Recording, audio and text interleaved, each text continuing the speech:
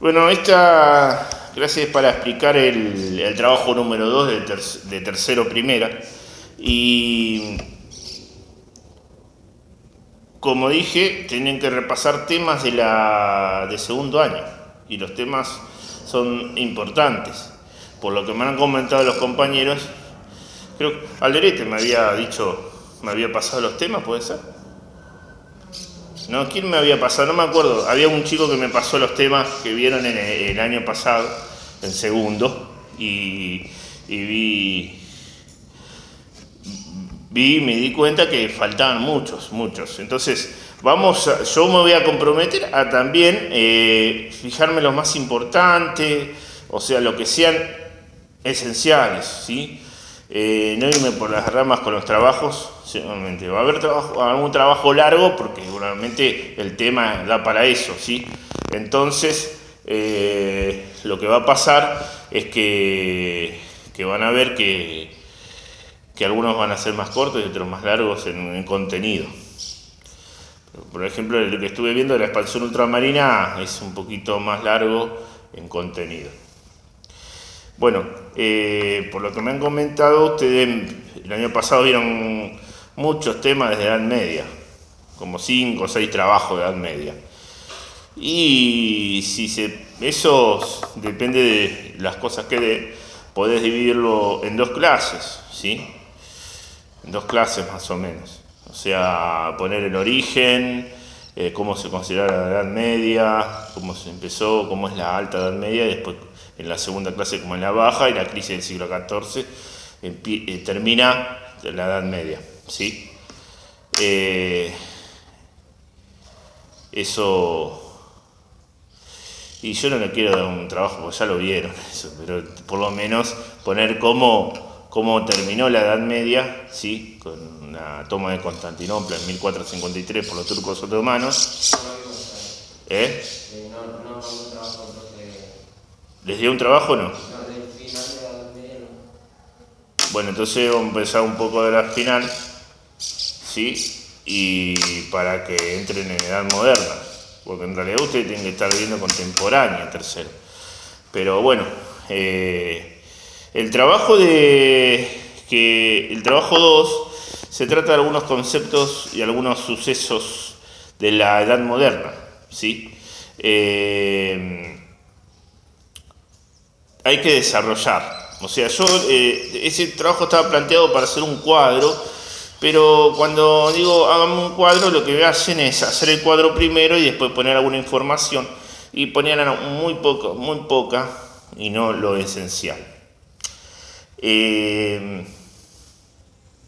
Entonces dije, lo cambié esa parte. Entonces, en vez de que tengan que hacer un cuadro, van a tener que desarrollar en una hoja como mínimo cada suceso, cada concepto, ¿sí? De la edad moderna. El primero es, si quieren ir anotando, pueden anotar, tomen nota de esta clase porque les voy a explicar algunas cosas importantes. El primer concepto, y ahí voy a explicar lo que no explicaron también el año pasado, que dijo el compañero. El primer concepto es ¿qué es edad moderna? O cuándo empieza, ¿sí? La edad moderna. Entonces, ustedes ahí tienen que buscar información y desarrollarlo en una hoja, ¿sí?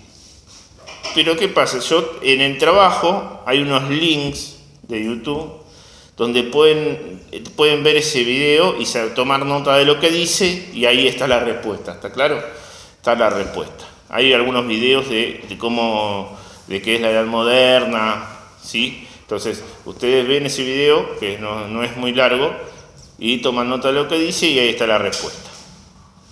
Pero yo ahora, edad moderna, le voy a enmarcar en cuándo empieza y cuándo termina, ¿sí? Para que lo agreguen a esa parte del primer concepto que hay que desarrollar, que es edad moderna, ¿sí? La edad moderna comienza, no estoy dictando, yo estoy explicando, ustedes toman nota. La Edad Moderna comienza en 1453, ¿sí? Termina la Edad Media y acuérdense que cuando comienza uno, bueno, termina una edad, comienza la otra. Entonces, en 1453 es la toma de Constantinopla, es la caída del Imperio Bizantino con la toma de Constantinopla por los turcos otomanos, ¿sí? Es la caída del Imperio Bizantino por la toma de Constantinopla por los turcos otomanos. ¿Eso qué pasa? Estos que vienen de Asia, ¿sí? Van al Oriente y toman la capital del Imperio Romano de Oriente, que es el Imperio Bizantino, tomando Constantinopla y invadiendo toda esa zona de Oriente, hacen cortar las rutas comerciales de Europa hacia Asia, hacia las Indias Orientales. Entonces, ¿qué pasa? Le cortan las rutas terrestres a los europeos. Entonces, ese hecho marca el comienzo de que los europeos tienen que pensar otras rutas para ir ahí. Por tierra no pueden, entonces tienen que ir por mar, por océano, y tienen que experimentar por el mar Mediterráneo cómo van a navegar y llegar hasta ahí. ¿Sí? Primero es una etapa de experimentación, que son los portugueses que desarrollan eso. Y después los españoles. Eso se llama la expansión ultramarina, que también lo van a desarrollar en otro de los conceptos. Entonces, ahí empieza la Edad Moderna, con la caída del Imperio Romano de Oriente, digamos que sería el Imperio Bizantino con la toma de Constantinopla, 1453. Pero después los historiadores toman otra fecha, otro hecho importante, que es el 1492, el 12 de octubre, 1492, el descubrimiento del nuevo mundo para los europeos, ¿sí? Los europeos con colonias españoles. Buen día. Bueno, siéntese, por favor. Vamos, siéntese allá. Venga.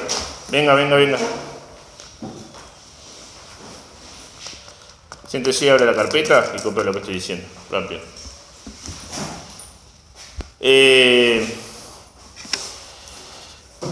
La otra fecha importante, en 1492, es el descubrimiento del nuevo mundo para los europeos.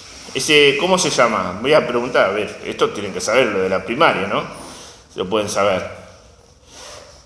¿Cómo se llama el nuevo mundo después? Los españoles, ¿cómo le ponen? Las Indias. Sí, pero ¿cómo se llama? ¿Cómo lo conocemos? América, muy bien, América.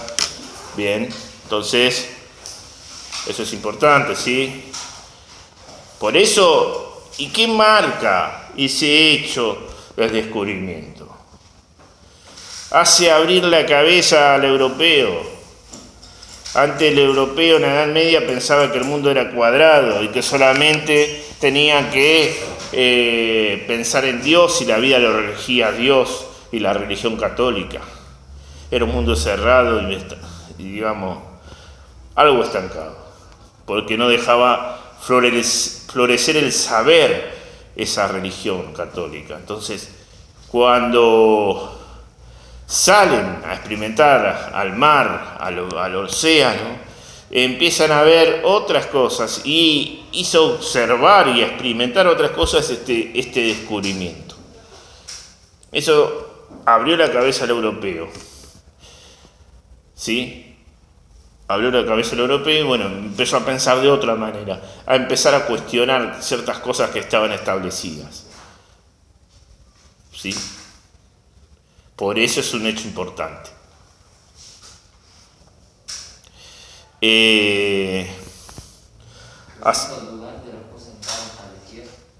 Claro, sí, la establecida de la Edad Media, sí. Entonces ahí empezó a experimentar otras cosas y a cuestionar y a establecer otras ideas nuevas. Esas ideas nuevas van a ser el humanismo, por ejemplo, ¿sí? Que van a marcar el comienzo de la Edad Moderna. El Renacimiento en Italia también. Bueno, así comienza la Edad Moderna, con esos dos hechos. Y termina la Edad Moderna en 1789 con la Revolución Francesa. Eso lo vamos a analizar un poco más adelante, cuando veamos antes de la emancipación americana. ¿Sí? Vamos a tener el ejemplo de las revoluciones, y bueno, Revolución Francesa y Revolución Industrial en Inglaterra. Entonces, así es la Edad Moderna. Después,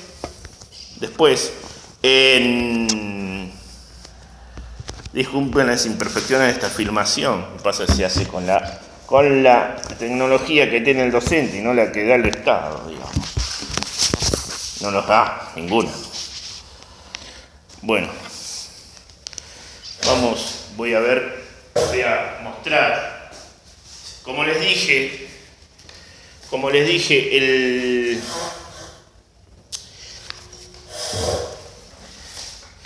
el trabajo tiene algunos links para ver en los diferentes conceptos. Los conceptos que hay que desarrollar es Edad Moderna, Renacimiento, Humanismo, Reforma Luterana y la Contrarreforma, que sería la Reforma Católica. Y expansión ultramarina y los estados nacionales, los reinos volvieron estados nacionales. ¿Sí? Solamente decir lo esencial, no irse por las ramas, pero sí tienen que escribir por lo menos una hoja de cada uno, ¿sí? O sea, es un trabajo introductorio. O sea, poner lo esencial. Que algún ejemplo, y eso nomás. Más o menos como es. ¿Sí? Y a lo que dije de cuando empieza y cuando termina la Edad Moderna, lo que ustedes pueden agregar es poner cómo fue esa época de descubrimientos, de invenciones, se inventó la imprenta, ¿sí? Y todas esas cosas características de la Edad Moderna, que un video que está ahí lo explica. Entonces, ven el video, toman nota, ¿sí? Bueno, pero también para que desarrollen los otros temas, que es el humanismo y el renacimiento, fíjense, atiendan. Primero lo que tienen que hacer para desarrollar el otro tema siguiente, que sería el renacimiento, tienen que copiar aquí. Esto está esta fotocopia está en la imagen en el trabajo. Tienen que leer bien, poner lo que corresponde al renacimiento en renacimiento, ¿sí? Porque después tiene que poner humanismo, y humanismo está por acá en el medio. O sea, lo relaciona al renacimiento con humanismo porque van de la mano. Entonces, y acá, esta parte que está en otra imagen es toda la parte del arte del renacimiento. Entonces, esto lo ponen en renacimiento.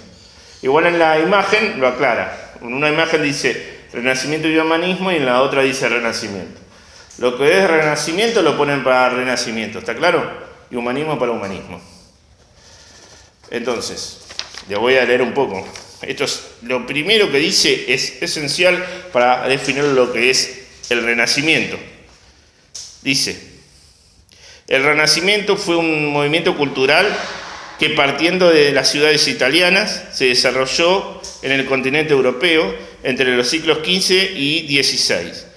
Su nombre alude al renacer de la cultura clásica greco-romana.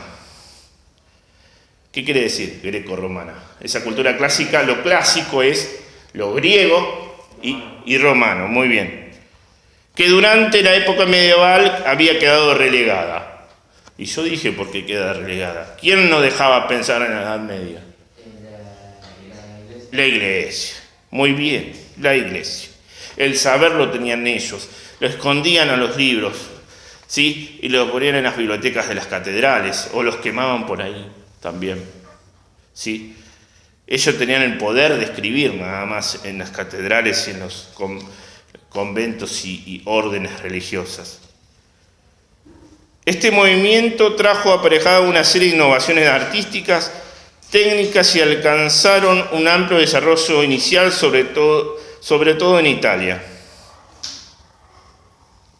hasta ahí es Renacimiento. Después de eso ponen todo lo que dice acá del arte, o sea, cómo es la pintura, o sea, el Renacimiento es el Renacimiento de la cultura clásica. Entonces, ¿dónde se va a ver? En las expresiones culturales, en la pintura, en la escultura, ¿sí?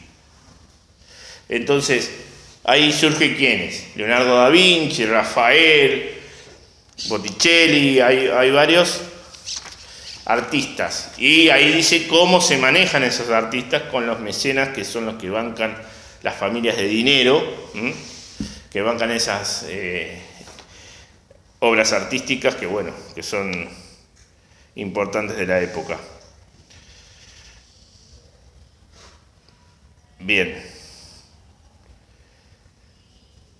Y acá en el humanismo, y después dice, en el otro párrafo, dice, una de las características centrales del Renacimiento fue el surgimiento de una nueva forma de concebir al hombre y el universo, que recibió el nombre de humanismo.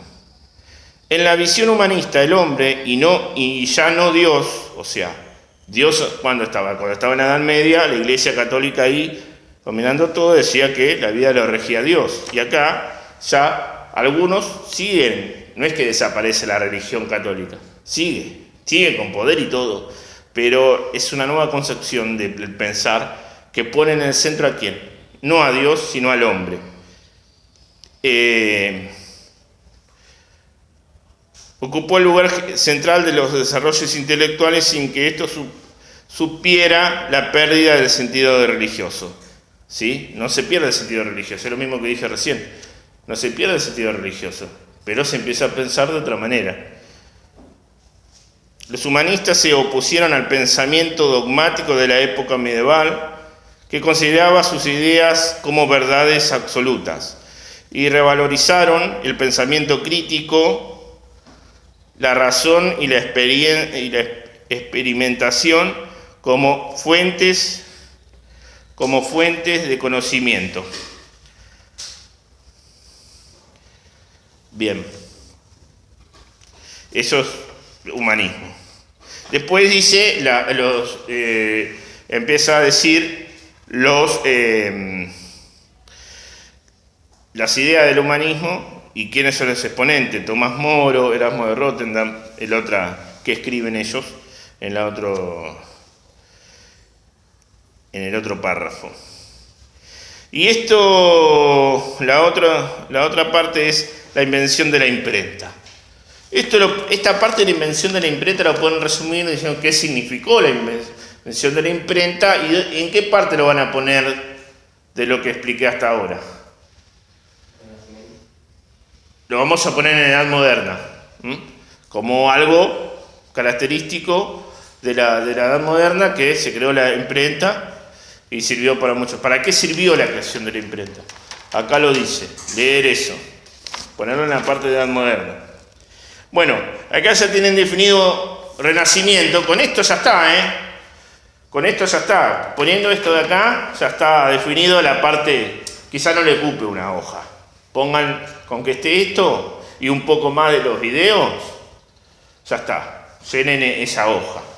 ¿Se entiende? Sí o sí tiene que estar esto y un poco más de los videos. ¿Está? Ya tienen definido aquí Renacimiento y humanismo. Acuérdense que esto de los artes también es Renacimiento. Entonces, ya definimos Edad Moderna, Renacimiento y humanismo. ¿Qué faltaría? Falta la otra que es la Reforma Luterana y la Contrarreforma.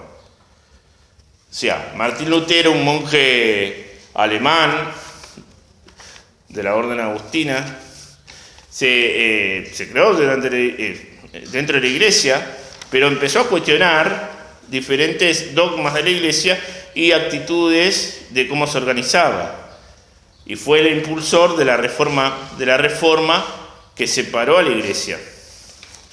¿Sí? Se armó como otra iglesia aparte.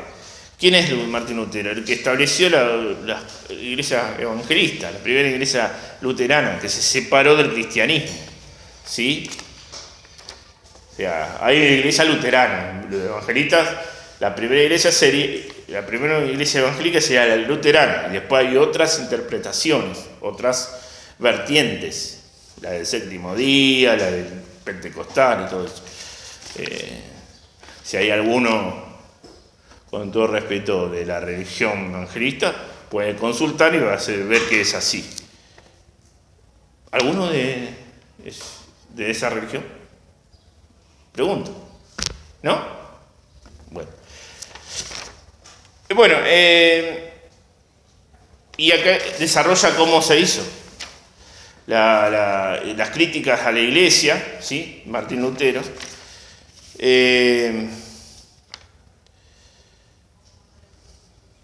Dice, más o menos, voy a leer un poco.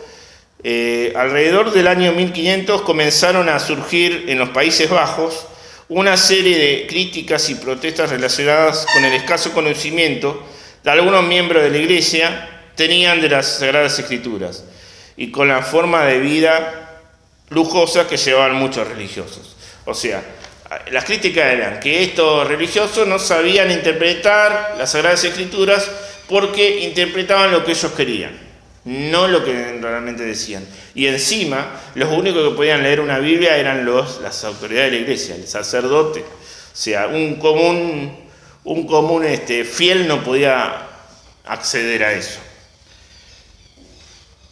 Al mismo tiempo, los reyes deseaban limitar la influencia del papado sobre los religiosos de sus reinos.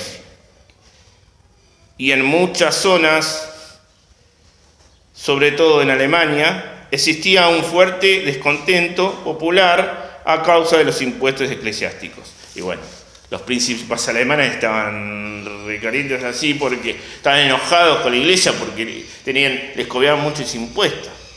Entonces, eso fue caldeando la situación hasta que apareció un tipo y dijo, bueno, vamos a cambiar esto. Y los príncipes alemanes, ¿qué hicieron? Van a apoyar, lo van a proteger, porque si no, si hubiese sido en el contexto de la Edad Media, Martín Lutero levanta la mano para cuestionar la iglesia, lo quemaban vivo. Quisieron hacerle eso, pero los príncipes alemanes lo protegieron y zafó. Lo ocultaron unos años y entonces ahí, cuando estuvo oculto, aprovechó, no tantos años, pero aprovechó para traducir la Biblia al alemán y después con la imprenta la imprimieron. La Biblia solamente se leía en latín. En 1517 el monje alemán Martín Lutero, que adhería a estas críticas, las hizo públicas a través de sus 95 proposiciones, o lo pueden encontrar por ahí como 95 tesis. La doctrina de Lutero se basaba en dos principios. El primero afirmaba que la Biblia era la única fuente de la verdad revelada, negaba la autoridad del Papa y de la Iglesia para interpretarla y permitía el libre examen de cada persona bajo la directa inspiración de Dios. El segundo principio establecía que el hombre solo podía alcanzar la salvación a través de la fe y que para ello no eran necesarias las buenas obras y acciones humanas. Por eso, Lutero criticaba durante la costumbre de hacer, por ejemplo, la costumbre de hacer donaciones de la iglesia, ¿sí? O sea, criticaba de que para el perdón de los pecados tenías que donar algo, tenías que darle plata a la iglesia. La iglesia le sacaba hasta al pordiosero, al indigente, lo único que tenía para poder perdonar los pecados, ¿sí? Y también cobraba por el perdón, y para ir al purgatorio también cobraba. Entonces, eso criticaba la venta de indulgencias, que es el perdón de los pecados y para que vayan al purgatorio y eso. La iglesia siempre hacía eso cuando quería hacer algo. ¿Vieron el Vaticano? Ahí está el Vaticano de la iglesia de San Pedro. Entonces, ¿cómo se construyeron los primeros cimientos de esa iglesia? explotando a toda Europa para que paguen por las indulgencias, ¿sí? Entonces el Papa dijo, bueno, tenemos que construir esto, bueno, vamos a sacarle plata a los fieles. Y fue eso. Y ahí fue que Lutero se enojó y bueno, empezaron a criticar y lo apoyaron los otros. Bueno, todo esto sería la reforma luterana. La crisis de la cristiandad, eso sería la reforma luterana. Ponen esto ahí, ven un poco los videos, agregan algo y está. Una hoja tienen que ocupar. Y después esto es la contrarreforma, poco nada más de contrarreforma, que es la respuesta de la Iglesia Católica a la reforma de Lutero. ¿Está claro? ¿Alguna pregunta? ¿Anotaron? Bueno, anoten porque... Bien. Y esos son los únicas... Igual ahí dice, en cada imagen dice reforma luterana y después dice la imagen la contrarreforma católica, ¿sí? Lo dice ahí en el Classroom. Soy la única que dejé de imágenes, de contenido. Después la expansión ultramarina ya la expliqué, ¿sí? Y los estados nacionales faltaría, que es como esos reinos que estaban débiles, ¿sí? Algunos estaban, por ejemplo, en España había varios reinos que se unificó en España y se hizo un estado nacional, un reino fuerte y se llamó estados nacionales. Son los reinos modernos, los estados nacionales, ¿sí? Porque empezó con la crisis del feudalismo, con la crisis del señorío y la pérdida de todo ese poder feudal. Los que regentearon la economía fueron los burgueses, ¿sí? Los burgueses, la clase media, digamos que se basó su riqueza en el comercio y no en los feudos, como hacían los signos feudales. Entonces, estos burgueses, ¿qué hacían? Ayudaron a estos reyes a volver al poder sobre los signos feudales. Modernizaron con esa ayuda a los reinos y se hicieron modernos y ahí se conformaron los estados nacionales, ¿sí? O sea, los reyes se hicieron poderosos con la ayuda de los burgueses que les prestaban dinero y que financiaban sus campañas. Por ejemplo, Reyes Católicos financiaron su campaña de reconquista de Granada con la plata de los burgueses y también el descubrimiento del Nuevo Mundo, ¿sí? La exploración del Nuevo Mundo. Así que bueno, y esas son las que había que desarrollar en el trabajo número 2. ¿Alguna pregunta?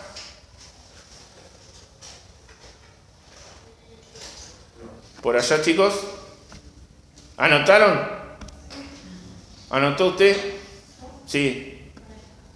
No, anote porque después se va a olvidar. Sí, igual lo van a ver el video, pero...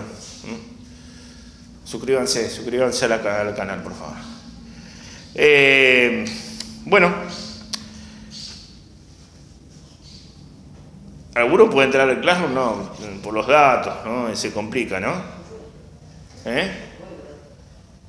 Bueno, empieza a hacer trabajo, lo que puede, empieza a hacer trabajo, ¿sí? Empiecen a elaborar el trabajo en la hoja, por lo menos, y ahí si surge una duda, me lo preguntan, ¿sí? ¿Está claro?